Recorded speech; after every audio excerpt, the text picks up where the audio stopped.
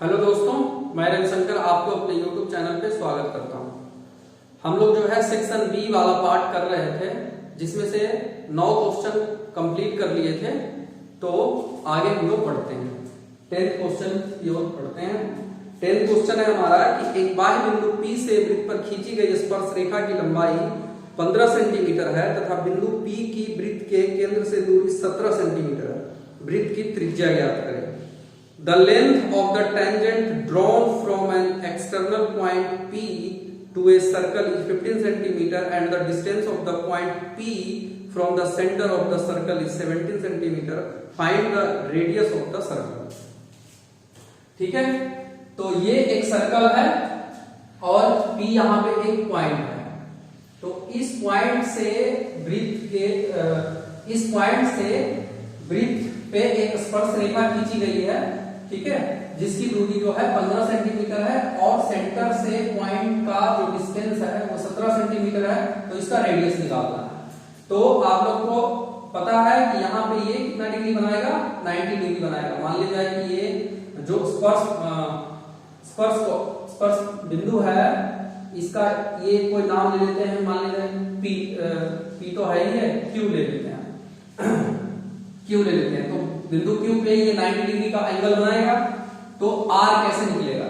तो आर के लिए क्या फॉर्मूला होगा? आर के लिए ये हम पाइथागोरस थ्योरम लगाएंगे। तो क्या मिलेगा? R equal to under root ये क्या है हमारा हाइपोटेनस है, यानी कि 17 का स्क्वायर और माइनस ये वाला 15 का स्क्वायर।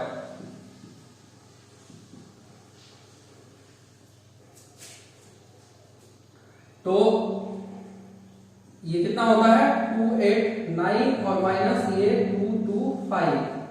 तो ये कितना हो गया? अंडर रूट 9 में से 5 गया 4, 8 में से 2 गया 6।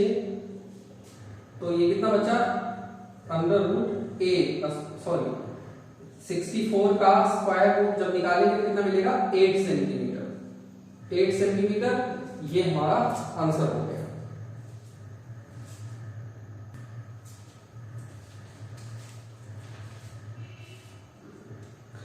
अब हम लोग अगले क्वेश्चन की ओर बढ़ते हैं, 11th नंबर।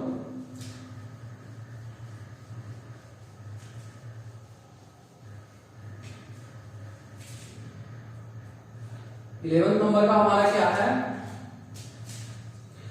एक वृत्त के चतुर्थांश का क्षेत्रफल ज्ञात करें जिसकी परिधि 22 सेंटीमीटर है। Find the area of A quadrant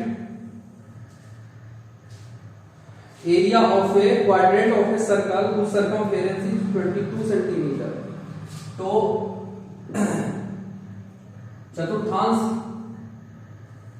ठीक है, किसी भी एक पार्ट का जो है एरिया निकालना है। और इसका क्या दिया हुआ है? परिधि दिया हुआ है।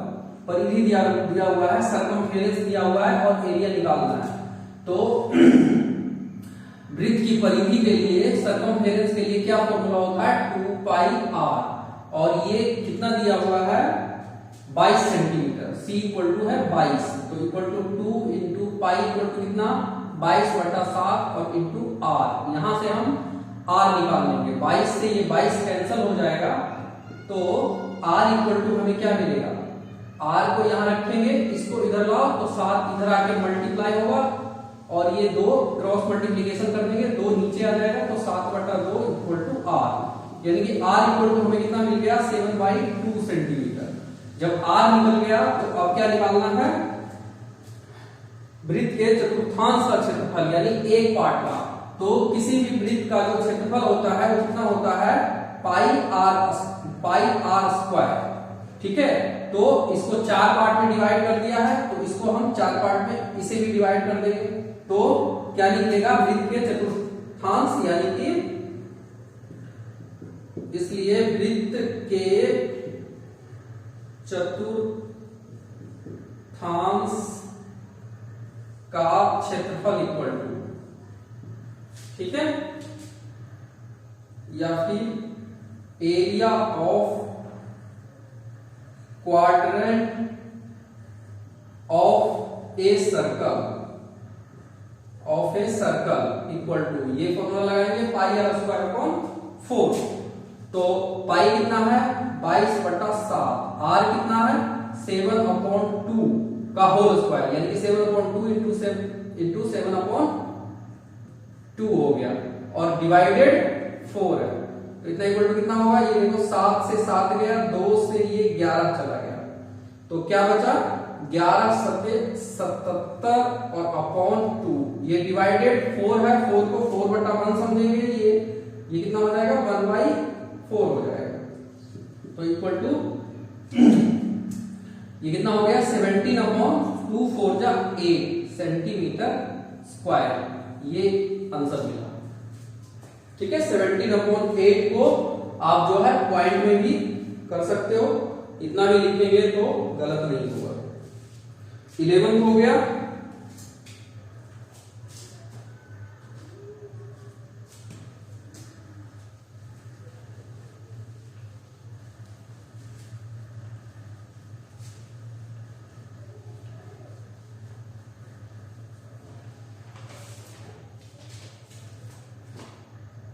अब हम 12 की ओर बढ़ते हैं।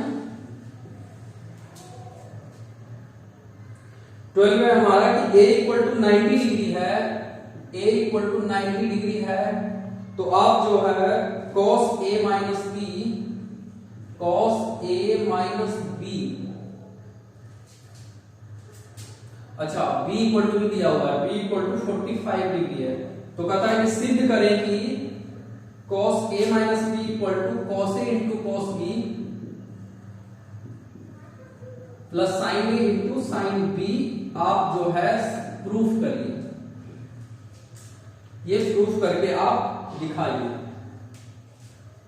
तो करते हैं, प्रूफ करते हैं। यहां जब हम LHS लेंगे, LHS इक्वल टू क्या हमारा? cos a माइनस b, तो cos a माइनस b यानी कि cos, तो cos a इक्वल टू कितना? 90 डिग्री और minus b equal to 45 degree, तो कितना बचा? cos 45 डिग्री, और cos 45 डिग्री कितना होता है? 1/√2। ठीक है, LHS हमारा हमें कितना मिल गया? 1/√2। RHS की बात करते हैं। RHS है हमारा cos a into cos b, cos a into cos b plus sin a into sin b, sin a into sin b, इतना इक्वल टू क्या होगा? cos a into cos b हमारा कितना है? cos a है cos 90 degree into cos b into cos 45 degree और plus sin 90 degree into sin 45 degree, तो cos 90 degree कितना होता है?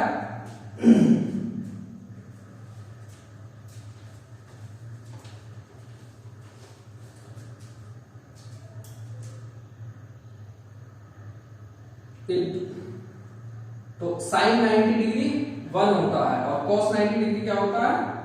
0 होता है, तो 0 इंटू cos 45 डिग्री 1/√2 और प्लस sin 90 डिग्री कितना होता है? 1 होता है, इंटू sin 45 डिग्री 1/√2 होता है, तो ये 0 इंटू 1/√2 ये 0 हो गया, और प्लस 1 इंटू 1/√2 ये 1/√2 हो गया।